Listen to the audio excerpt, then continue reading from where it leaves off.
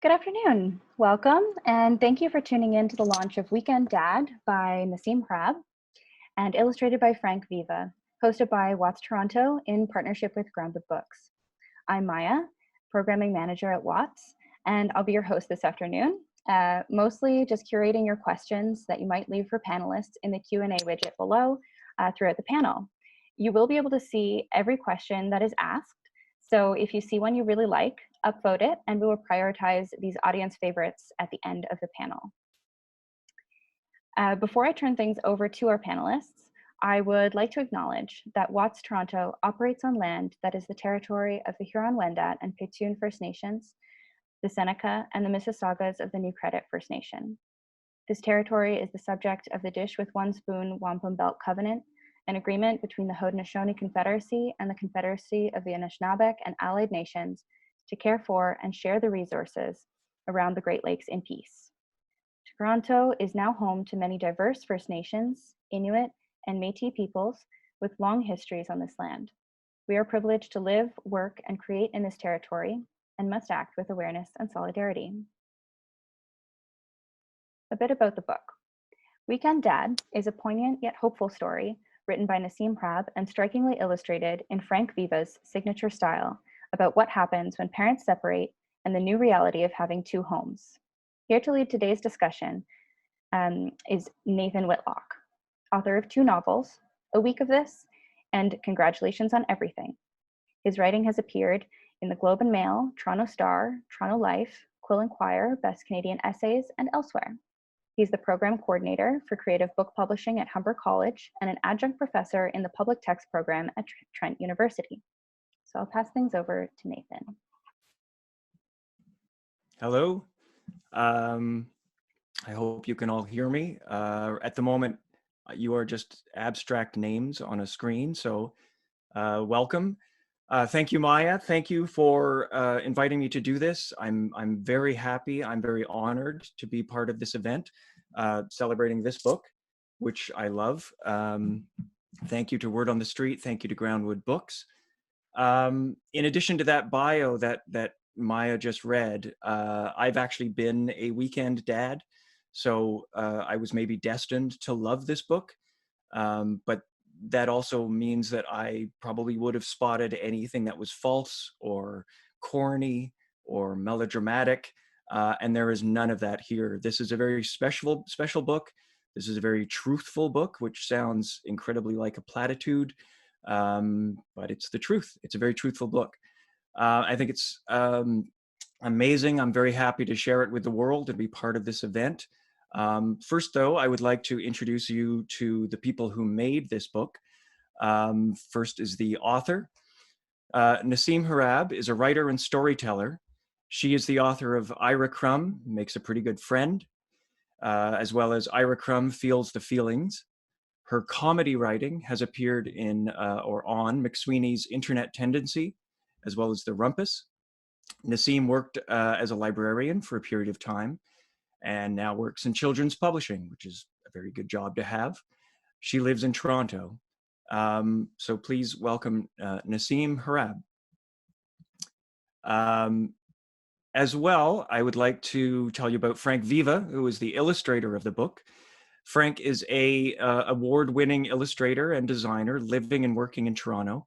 His first picture book, A Long Road, was a finalist for the Governor General's Literary Award and was named one of the New York Times 10 Best Illustrated Children's Books.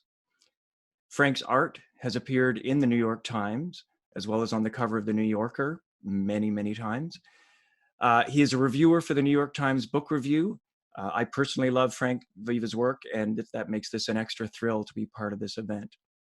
To start off, however, we are going to have Naseem actually read from Weekend Dad, just a little excerpt from it, and you'll be able to see the images. So please welcome Naseem Hrab. Hi, was I successful? I hope so. Hi, everyone, and thank you so much for joining us today.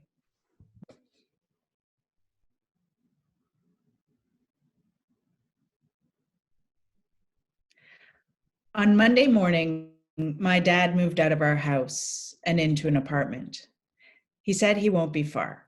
just a bus ride away, down the street, past the park, and through the tunnel. Before my dad left, I packed a bunch of photos in his suitcase so he wouldn't forget us by the weekend. On Tuesday, I woke up thinking about how my dad's hair looks red in the sunlight. Most of the time, I wake up thinking about toast. On Wednesday, I visited my hamster's grave. My dad cried when we buried Abraham. I was sad too, but I didn't cry. On Thursday, my mom and I ate tuna fish sandwiches for dinner. My dad hates tuna fish. I think I've been thinking a lot about my dad this week. On Friday night, my mom and I packed my pajamas, 2 sweaters, 2 pairs of jeans, 2 pairs of underpants, my toothbrush, and Wendell. My dad rings the doorbell, and I kiss my mom goodbye. It's my weekend with my dad. We take the bus to the apartment, down the street, past the park, and through the tunnel.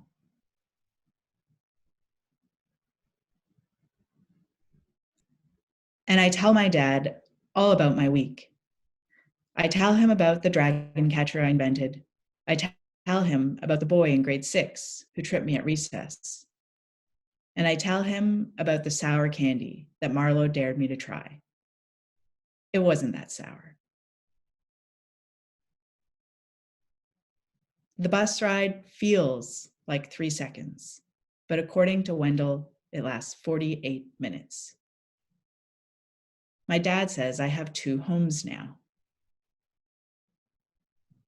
This home is home because my dad is here, and it's nothing like home because my mom isn't here.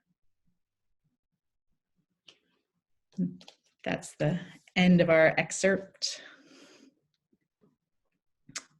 I can hear the applause. It's amazing. Thank you, guys.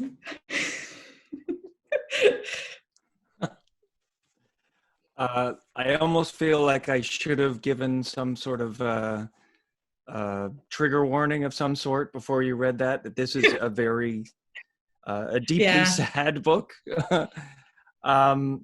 There are some wonderful, like small, funny and subtle touches, both in the prose and in the illustrations. And I want to talk about all that. I want to get into that as we discuss this.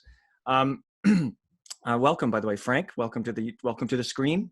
Thank you. I just wanted to start on this topic of serious books or books that deal with serious issues that tackle, serious problems. I want to start by declaring a bit of a bias. About a decade or so ago, I was the Books for Young People editor at Quill and Choir magazine. So I handled all of the children's books and children's reviews. And so I saw everything that came in from all kids publishers. And I have to admit, I had a bit of a bias when it came to serious issue picture books. Less so with YA fiction, because I feel like that makes more sense. But I had a little bit of an issue when it came to picture books that were wanting to tackle some problematic issue. And it got to the point where I actually started collecting books that were picture books that I found really didactic and heavy-handed. I don't remember I've actually lost them in the years since that collection. I had a bunch. The one that I do remember, and I apologize if anybody here is a friend of one of the creators, it was made years ago. The name of the book was Clouds and Clocks, and the subtitle was A Story for Children Who Soil, meaning poop in their pants. And it was this very, very serious book about children who have issues pooping their pants, which is a genuine problem. But it was treated so dramatically and seriously that it felt a bit false. It felt a bit like it was pushing too hard. So I'm just declaring that bias. At the same time, I know that books that tackle serious issues can be great.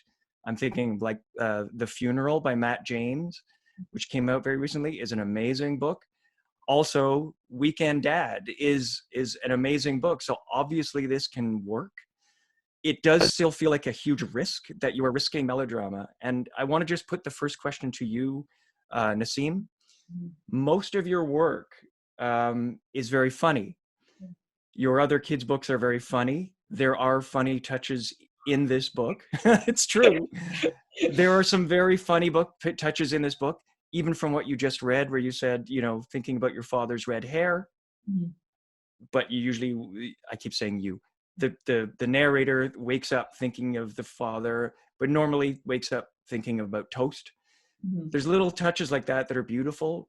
But I have to ask you, as a former librarian and as someone in children's publishing, do you have a similar bias, and did you feel that risk when you were creating this book? Yeah, for sure. I definitely have that bias. We see a lot of those books come in. It feels like sometimes almost exclusively in terms of slush pile submissions. I guess that sort of wanting to teach a child something through a book versus share an experience or bring empathy to a situation. And they're hard to read because you think, I think no child would want to read this, let alone an adult. And I think, there are moments in the beginning of this book I should say, I should back up for a second. I never set out to write a difficult book. I didn't set out to write a divorce book. I didn't set out to tell this story. In fact, I actually so the editor of the story, Sheila, the original editor, Sheila Berry, she loves stories where nothing happens. And I was good friends with her, and I hate stories where nothing happens. So I thought, well, let me try to write a story where nothing happens and everything happens. So there wasn't ever the goal to write a divorce book. I think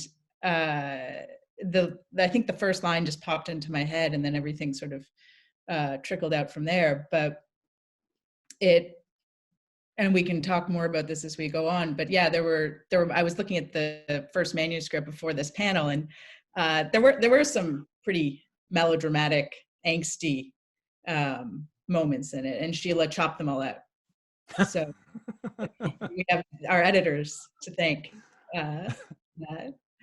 Well, I want to.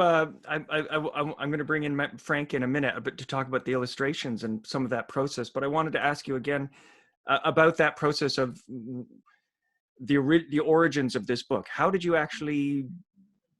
conceive of this book, and what inspired it? Where did it come from?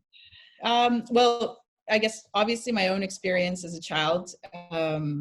When I was about 8 years old, when my parents got divorced, and my dad stayed living in our house that we grew up in, and we moved to Toronto. So it was quite a distance. And it was a true weekend dad experience, in that it was like Fridays, picked us up in the evening, and dropped us off back at my mom's place on Sundays.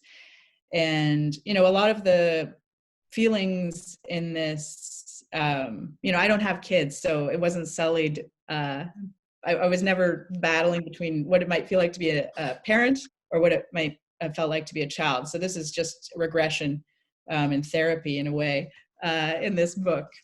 So I think a lot of the feelings, I was trying to remember, what did it feel like to go, away every Friday? And some of the thoughts in the book are definitely mine. Like, my mom went to Chuck E. Cheese with my cousin one weekend when we were at my dad's. And I was just like, what? Like, there's a life, like, yeah. She's living, enjoying life without me. We didn't go to Chuck E. Cheese when I was with my dad. And then there's a lot of, I didn't see my father for 10 years of my life. He went away, and had no contact with us. So there's a lot of, I don't know, what do we want to say? Experience in this.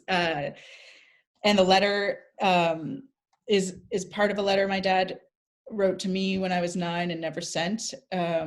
So it You mentioned the funny books. I think, my brother and I always joke about sad clowns, and I think I'm a sad clown. So the humor is from one part of my brain, and there's other sad stories in there too, and they just kind of,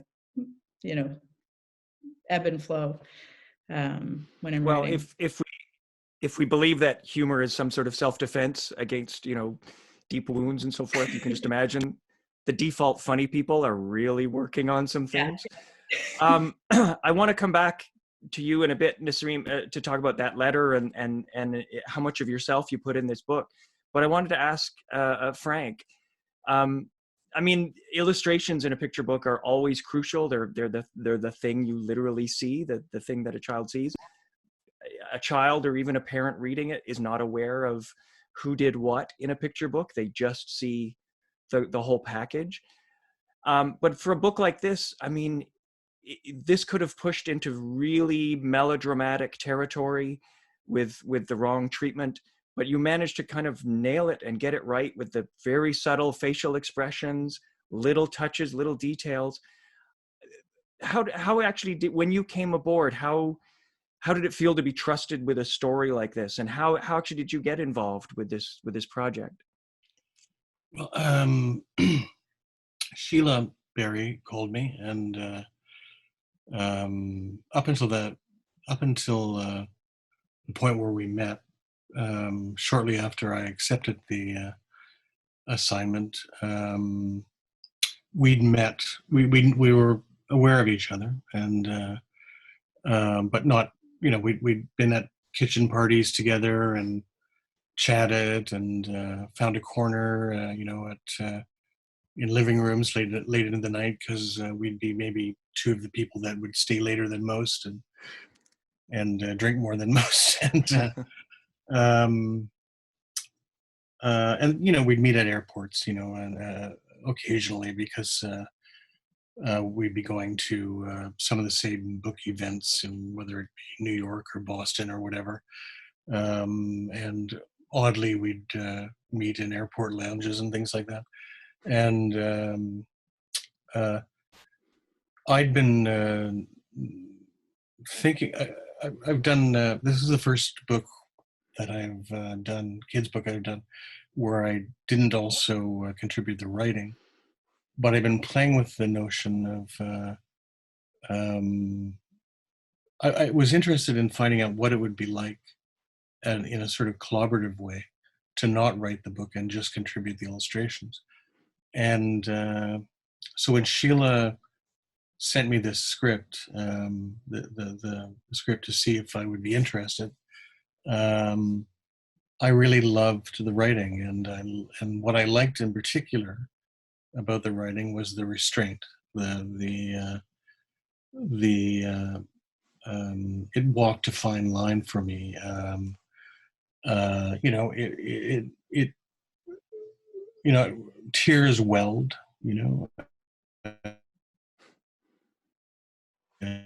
manuscript, but I didn't resent the fact that tears welled. So that said to me that this is walking the line really, really well, and maybe I could walk the same line, and not and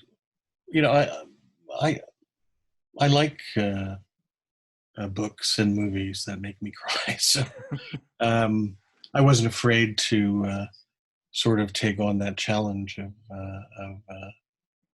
of having deep feelings well up.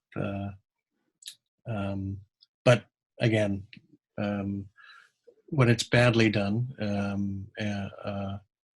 you kind of resent it, and I felt like, well, this is a really well written a manuscript that if I'm going to do this experiment of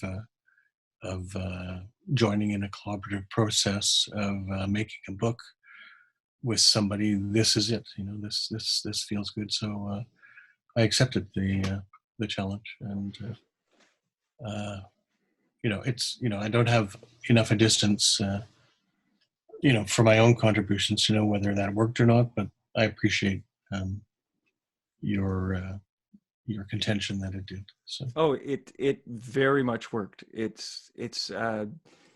You can, the best picture books are that weird melding of prose and illustration where you don't really have a sense that there are two people making it, that this is a true collaboration. And this is one of those books that feels like two people really did collaborate so closely.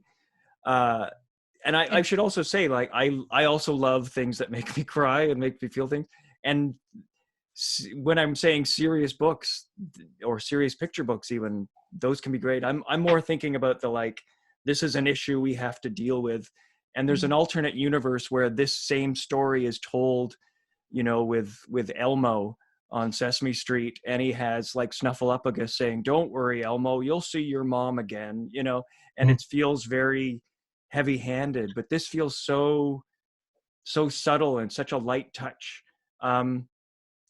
Did Frank and Naseem, did you, as part of this process, did you go back and forth? Did you discuss certain things? Or was it very much like, here's the script, illustrate it, we're done? This is the first time we're speaking and meeting. Oh, that's amazing. Yeah. So after Sheila passed away, Emma Sakamoto at Groundwood took over our books. So we would work in between her and I'm sure Frank, I think Frank had more work with Emma than I did, because my manuscript was done. My work was done. Yeah, it wasn't as collaborative as I hoped, but we gave each other feedback through Emma. There were sort of technical difficulties that I was a little worried about, and the length of the letter, for instance, and it was very smooth and collegial. I simply couldn't fit it all in on a page, because I wanted it to be handwritten. So it was very seamless and smooth working through Emma. And you mentioned the letter. You both have mentioned this letter, which was not part of the excerpt that Naseem read. Later in the book, right near the end of the book, the character, the narrator, has this letter from the child's father, that there is a note at the beginning of the book, Naseem, that you put there, saying that this was excerpted or as a version of a letter that you found. Can you tell us a little bit about that story? Can you talk about that? So after my dad, we'll get deep. After my dad died, we went to his house, and we didn't know. What we didn't know about him was that he was a compulsive hoarder, and this was before Hoarders, the TV show, existed. So we really had no idea what we were seeing when we came into his house, and it was essentially a time capsule, and then filled with garbage. So there was a painting or a little page from a coloring sheet I had hung up on the wall at 8-year-old height or 7-year-old height, that was still on the wall. So it was a really, really weird space. And this is the house we grew up in. And we had to hire someone to clean it out because we couldn't trek back and forth between Guelph and Toronto. And also there's no way we could have cleaned it out. It was, I think, like, I don't know, 3 or 4, what are they called? The massive garbage bins filled with stuff by the end of it. But the person who cleaned the house was this incredibly kind, generous man named Larry. And Larry went through each piece of everything in my dad's house, one by one. So he even collected every lottery ticket my dad had purchased on the off chance we could redeem them. He found my dad's wedding ring in the rubble. And then, so one of the things he found was this letter, interestingly not handwritten, but it was typed up, and it's very long. So when Frank says we had to cut the letter, he doesn't know the half of it we really had to cut Oh, the letter. wow. But at the end of the letter, there's a very, heartfelt, beautiful passage from my dad, essentially reminding me that he loves me, even though he's not seeing me all the time. And it was a really heartbreaking letter to read. So when my dad died, it was in my early 20s, and my brother and I read the letter, thinking that, oh my God, did we not reach out to him? Did he love us that much? Now you can reconstruct things a bit, because he was the one who exited our lives. But yeah, it's a really, so the one thing I think about with this book is that I think, I didn't get that letter when I was, 8 or 9, whenever I should have received it. But now it can be shared with other kids who might need that letter, who don't have their parents in their lives in the way that they need them to be. That letter excerpt is just devastating, where it lands in a book right at the end, and that's the point when I first read it. I had to sort of pause and go, oh no, this is going to pull up all the feelings, as Ira Crum would put it. But I have to ask, was it always the plan to include a letter like that, to include that letter, to include an excerpt? Yeah. And as a second part, how does it feel to have revealed this much of yourself, of your own story, in a book like this? So yeah, the letter was, I just double checked, the letter was always in it. And I think, I know Sheila was fine with it. It's funny, her notes on it are like, are you okay with us editing this a bit? And originally I was like, no. And then obviously we had to. I'm both my parents are psychiatrists. My dad didn't necessarily receive the treatment he needed, but I'm a big fan of talking about things. So I would much rather, it's interesting, like if I've read this story publicly the one time online, and I had friends reach out about their parents' divorces. And it's funny too, because I remember I was there. I was a kid too when those things happened, and people kind of going through what happened for them. So I'm happy to have that sharing occur. I think it's rare. It's a gift in many ways, of people being, something that moves you to be vulnerable with someone else is, that's all I could hope for, really, with our book. So have you had reactions from other members of your family who've read it? What kind of reactions have they had reading this story and going, wait a minute, I know this person? That's a good question. I feel like, I don't know if my mom is watching this. I feel like my mother doesn't like anything I write. So it doesn't matter what, she's proud of me. But, and I don't know how I can't remember how my brothers feel about this book. They're certainly less chatty than I am. So I have certainly, like, when I've told stories about our family and storytelling events, or for, I've had my brother's friends, we had no idea, say we had no idea that happened to you guys. So my brothers don't seem, they're not upset at me, I don't think, for revealing things, but they certainly aren't as forthcoming. Okay. I wanted to ask you, Frank, a couple of things that I noticed, or that I loved, I should say, in the book. Those little touches, those little subtle touches. Things like just the expression on the father's face when he's coming to the house that he used to live in, to where the mother and the child live. He's got every time his eyes are huge. The expression on the child's face when they're in the bus on their way to the new apartment, and how that changes in the second trip that you see, that there's this slight smile, there's this slight sense of relaxation, there's the tension has gone down. There's also little things like the coffee bodum, the glass coffee bodum, just sitting alone on that table, and you can see in the apartment that there's not a lot of furnishing. There's not a lot of things on the wall. The dad has the clothes on the floor.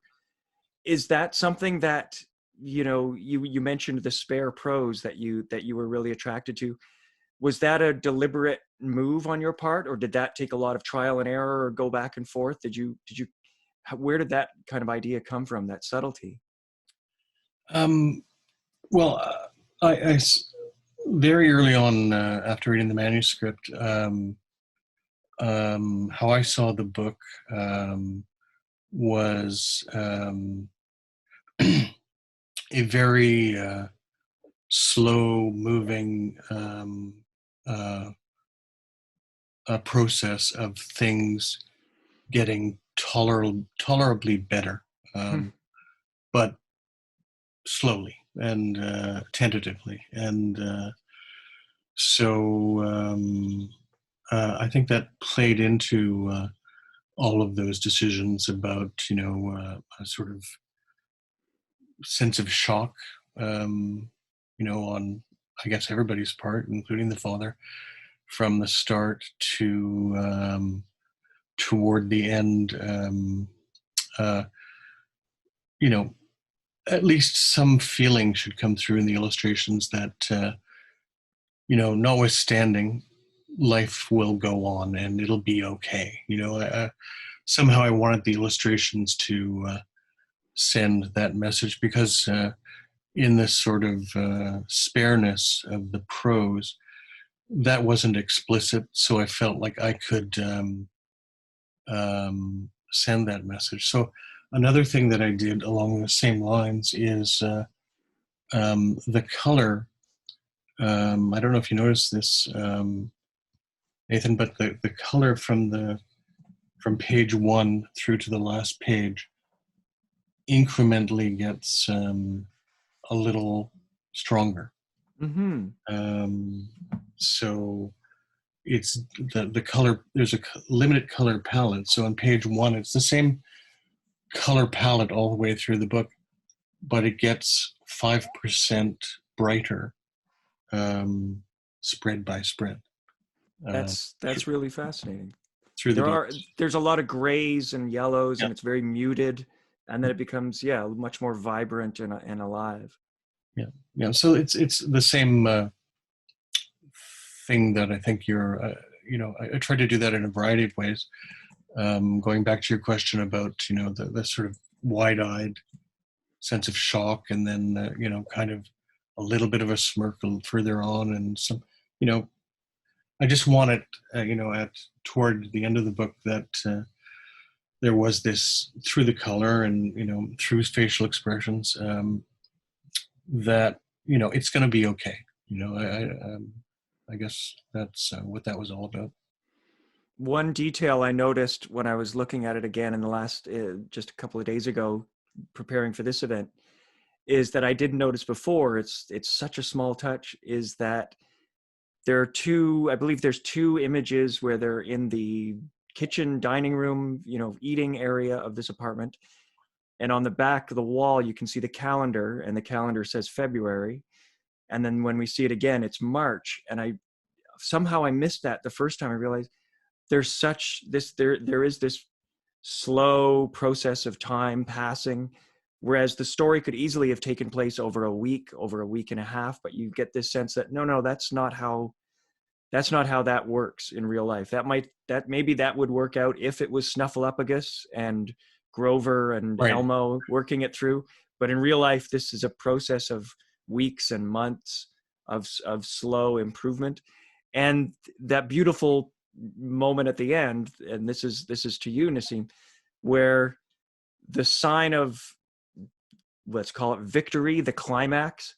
You mentioned Sheila likes stories where nothing happens, but this is the moment of the Death Star blowing up. Is they're going to get a bed. They're going to buy a bed. I have a very specific memory of that. When I wasn't actually a weekend dad. I was a week on, week off dad. It was one of those. And I remember driving in my car with my oldest child, who was 10 or 11 at the time. He's now 21. And we were listening to some stand-up comedy. We always listen to comedy. And we had on, I think, a comedian named Paul F. Tompkins. Yep. And he had a bit about a divorced dad. And he mentions how the kids are sleeping on some crappy IKEA thing in the other room. And my son started laughing his head off, and he pointed and he said, "That's you." Because we had a crappy IKEA thing in the other room. Literally, we were heading back to the apartment with the crappy IKEA thing in the other room that he was sleeping on. So that those little visual details and those little narrative details, that's what I think makes this book feel so truthful, is that this is lived in, this is a lived experience. Naseem, I wanted to sort of ask you in terms of that, you know, the thing that Frank was attracted to was that spareness, that restraint. And that's what I loved about it, was the prose never really pushes it too hard. It never pushes it into melodrama. Was there a process as you were drafting, as you were editing, as you were being edited, maybe, of stripping away? Was it much more, Yeah. you No, know, full on? a bit of both. The one thing else, I'm not a very, like, I'm not a good writer, and it's hard for me to write. But I'm being honest. I have a skill in dialogue, which is, the Ira Crumb books are mostly dialogue. Actually, we lose the narrator in one of the books, just goes away. And I'm not good at writing description. I'm very limited in my capacity to write. So partly it's due to lack of skill. And then I really love the challenge of a picture book. I love the confines, right? Limitations are great. And I think especially creative limitations are incredible, because they force you to work in a little space and do all that you can do in that little space. So to, write, actually feels kind of like a long picture book to me, to be honest. And sometimes I'm shocked at how many words are in it. But, say your goal is to write a 500 word picture book. And how do you express as much as you can in 500 words? Wow. That's a challenge. So I'm literally looking at the first manuscript on my screen, and there was a climax, I guess, an earlier climax in the story that we outright took out, that Sheila said. It was actually pretty. I'm like looking at it. I'm embarrassed to read it aloud, but I'll do it for the sake of everyone here. So when they're visiting Dad's apartment again, there's 3 lines. The child says, "I don't want to go back and forth. I don't want 2 homes. I want my dad to stay." And Sheila wrote, "This feels too much to me. I think the point will get across very well, that this is all very hard for the son. I think we can delete the overt sadness in this paragraph." And she was right. And, later when we were talking about the manuscript, she made it sound like I really was, like the whole thing was hard hitting. And I'm looking back, I'm like, it wasn't. But I think, especially in a book where you're trying to express emotion, you could maybe go too far. And, to Frank's point, one of the jobs as an author we have is to leave space for the illustrator, right? We're not the only one telling this story. So I do think that pulling back as a writer, and especially illustration notes, is really important, because you need to give the illustrator space. And this is an odd question, but did you consult anyone? Not just, outside your family, did you consult any, this is thinking about this, dealing with an issue, dealing with an issue that kids are going to take in who are in this situation. Did you look at any sort of professional sources? Was there any process like that where you're like, is there something I need to be doing? Not necessarily a curriculum, like matching the divorce curriculum, but were there any kind of things that you consulted outside of your own experience where you wanted to sort of make sure that you weren't touching on anything that in an incorrect way, or did you sort of trust your own instincts? No, I didn't consult anything. I did ask my therapist a question. I said, after I finished the manuscript, I got like 10 divorce picture books out of the library. And so many of them had the parents reassuring the child, it's not your fault. And I thought, it's not your, I was like, not your fault. And I asked my therapist, do kids think this? Is this something? And she's like, no. She's like, it's something parents think kids think. And, for a child to have that wherewithal to be like, was it my fault? She said, are they 16? They're not a, a 7-year-old or a 6-year-old. So that was the only research I did, but but it's a good question, because I actually have a lot of concerns of like, how will I share this in a classroom, when schools are open, if I'm asked to do a visit? That's a big weight. I'm like, I am not an expert in this. This is just an experience. But so that, I could be introducing divorce to kids who don't even know what that is. When I was reading it to my nephew, he's like, I read it to him and I said, you could be a good friend to someone, maybe if one day you might know someone. And he's like, he just started yelling about how he didn't want his parents to get divorced. And I'm like, oh no, what have I done? Like, well, I'm going to turn this over to, I'm going to ask you a few questions that some of the people attending have been asking. I'll ask them in a second, and if you are watching this and you want to throw in some extra questions, please go ahead. I did have one quick question for you, Frank, though, again, going back to those small details, and it was something that was puzzling me. I wanted to know, what is Crow? What do they do at Crow? On the page where there is a storefront, on the page with the line, the bus ride feels like 3 seconds, that Naseem read, there is, I think there's a chicken place, there's a place that's for rent, and then there's this place, Crow, with a big bird in the window. And I was reading it recently and I was like, wait a minute, that place is either the coolest place or it's just a bird store. Did you have any thought of what do they do at Crow?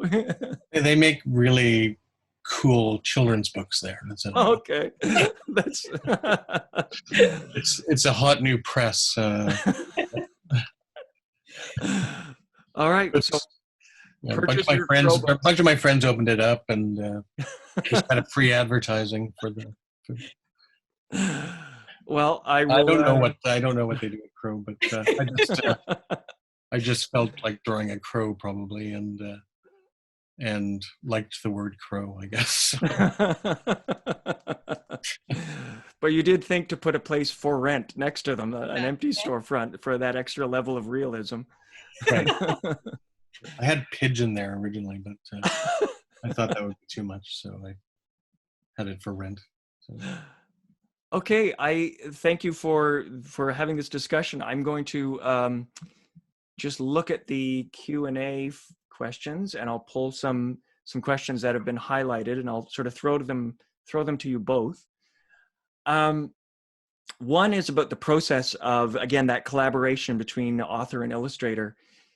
Does a picture book author need to leave some things unsaid in order to allow the illustrations to contribute to the narrative? I think we can safely say yes. And also even, and Frank can speak more to this, but I've even had illustrator friends, being offered manuscripts to work on, and they kind of say, there's nothing left for me to do here. It's all been said in it. So I think even from a point of interest, like for a manuscript to be interesting for an illustrator to work on, there needs to be that. Yeah, I would agree. I mean, in my mind, there's kind of ideally it's a parallel track where I mean, a sad book for me is where the illustration simply recounts or puts into pictures precisely what the words are saying themselves. So ideally, a book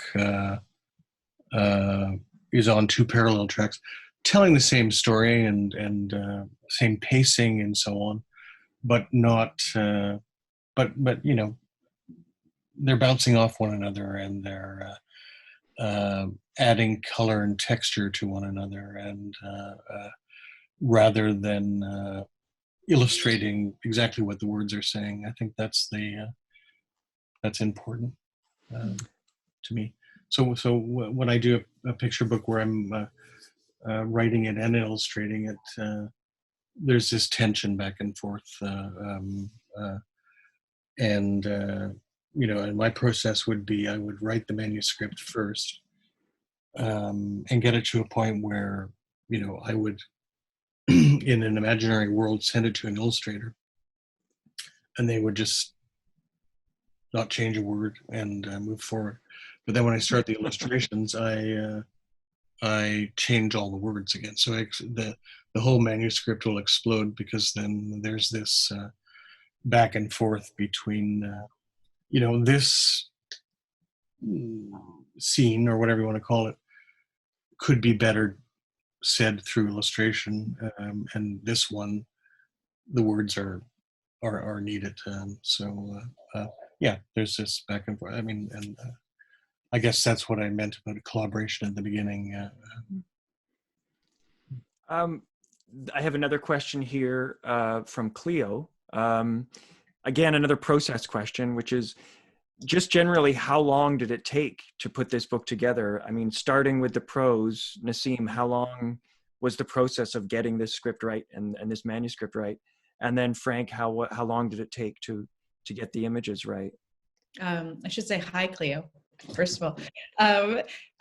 So for me, it's funny. My comedy writing, my funny stuff is really, really hard. It takes years for me to even feel ready to have something to show. This book kind of just came out very sort of swiftly, let's say. I won't say easily, I'll say swiftly. And I wrote it by hand, and I would keep rewriting it. So every time I sat down to write again, I would rewrite the whole story and then start changing things. So it's a bit of a different process, but it felt right. And I finished this manuscript in November 2016. So it takes a long time to make a book sometimes. It took me way too long to make this book. I was working on it on and off for a couple of years.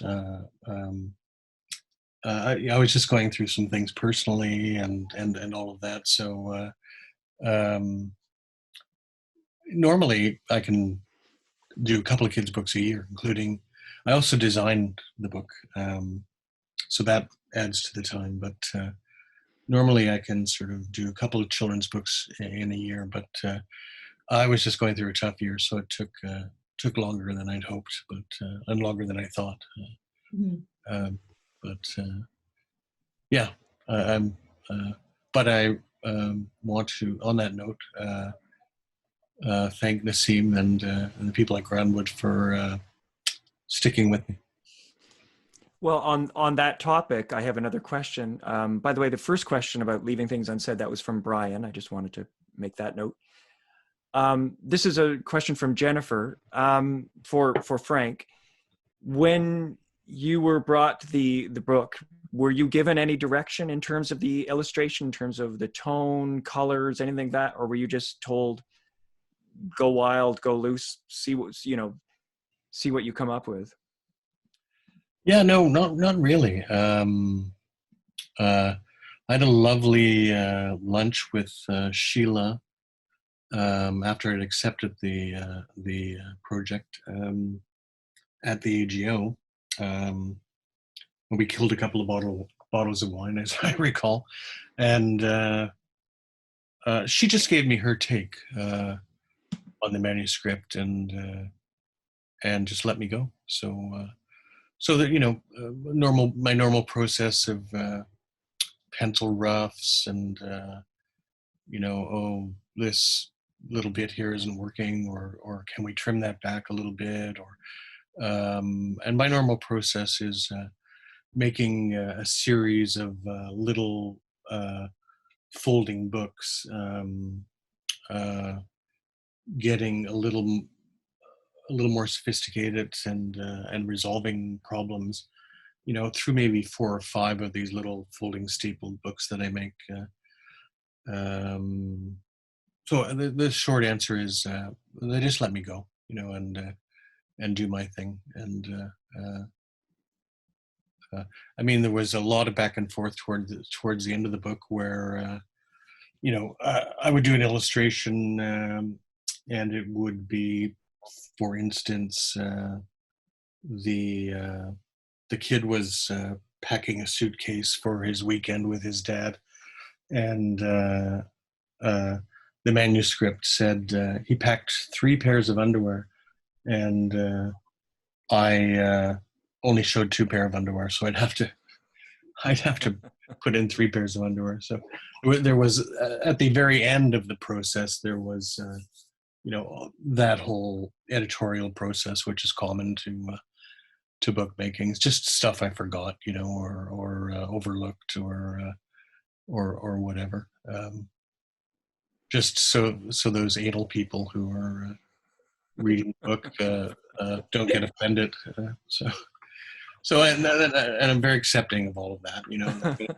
It's a very typical process, and you got to get those things right. Same as it's kind of like punctuation or whatever, in the world of illustration. I have a question here from Susan. This is for Naseem. The question is, how much do you consider your audience when you're writing? In other words, were you writing for a specific audience, or simply, quote unquote, all kids?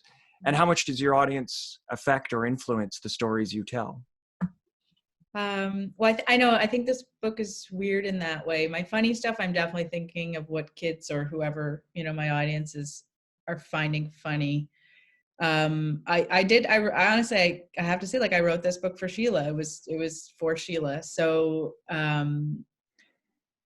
children be damned. No, I think because the child was in the book, right? The child is the book. I didn't write it for a child, if that makes sense, or for children in that way, because it's inherently what the book is. So it's a bit of a weird one for me. I have another book coming out, I don't know, in a few years, that's another sad story, and it's kind of the same thing. The child who needs that reassurance will find that book, but I don't know who that child is. I can't put this book in front of any child. So right. I didn't write it to be that book, I guess. This is a question from Kathy, another question for Frank. You had said that the process for the book was less collaborative than you would hope for. What would your ideal collaboration be in terms of process?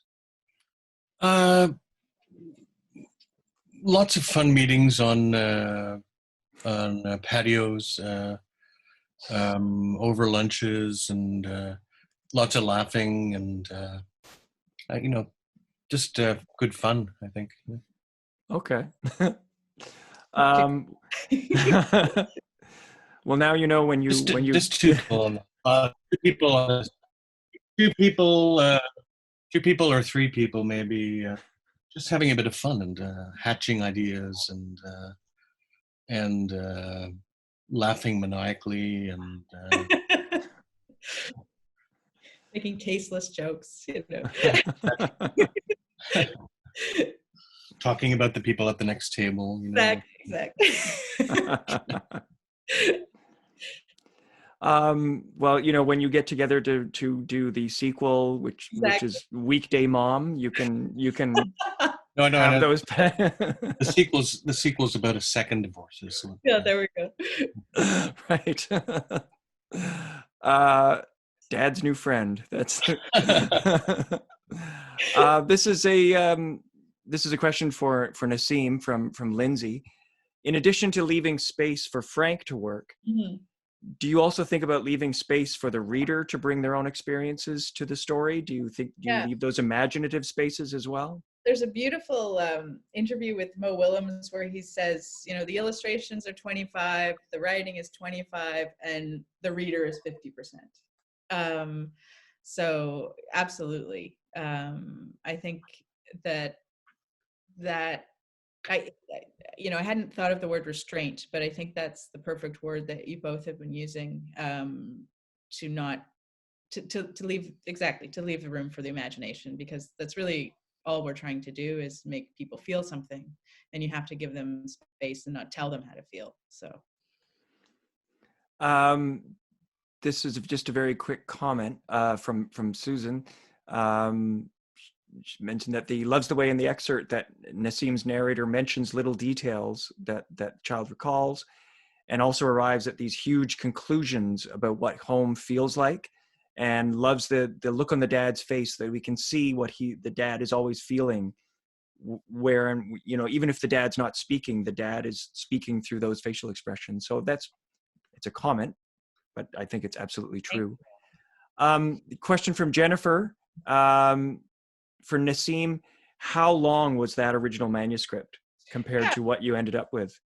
I mean, that's a good question. Looking at it, it looks like it was nearly 900 words, and which was quite long. And I did have, it's funny, I did have illustration notes in there, but not for an illustrator. They were just for me,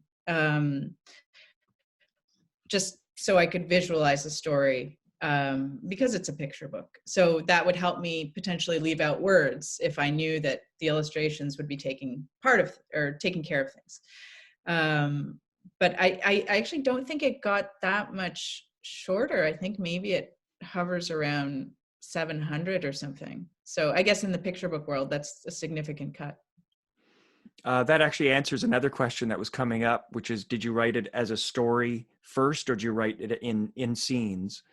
It sounds like you wrote it in scenes as almost as a picture book.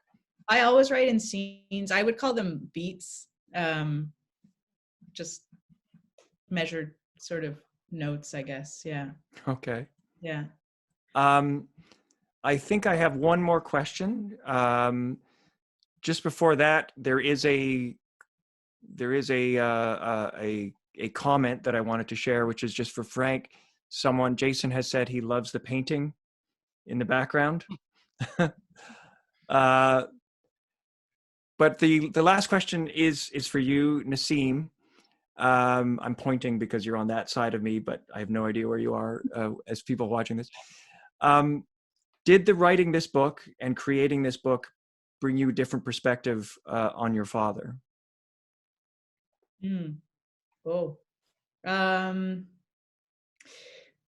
I mean, I feel like this father, I don't know. That's a good question.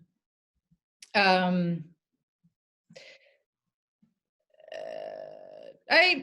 mean, I feel like this father does a bit more than my dad did, in that he maybe showed he cared a bit more through his actions. I mean, I never got the bed, but you know, it's funny, through this time of being at home, I actually took out all of I have all these papers from my dad's place, including the complete divorce correspondence, which no child should ever read. So I know a lot of things about my dad that I probably shouldn't know, if that makes sense. So I don't know that this book did much except for maybe capsule a part of my experience with him, if that makes sense, versus make me think differently of him. Yeah. I think it does. And that's all of the questions I have, or that have been submitted, I believe. I think so. So I think it's just for me to say thank you to you both for allowing me to do this, and thank you for creating this book. Thank you so much. Thanks for the smart questions. Yes, thank you for everything. I enjoyed it. Yeah, another thank you to Naseem and Nathan and Frank for joining us today for this wonderful conversation. And thank you to everybody at home who tuned in and submitted all of these great questions. The last thing from me is just to point your attention towards the chat where there is a link to explore purchase options for Weekend Dad. The ebook is available right now from Groundwood Books, and the hardcover will be with us in August. Nathan has it right there in his hand, and that is available for pre-order, possibly to end the theme. And that's available for pre-order through your favorite local bookstore. So thank you, everybody. Have a great afternoon. Thank you. Thank you. Bye-bye. Thank you so much.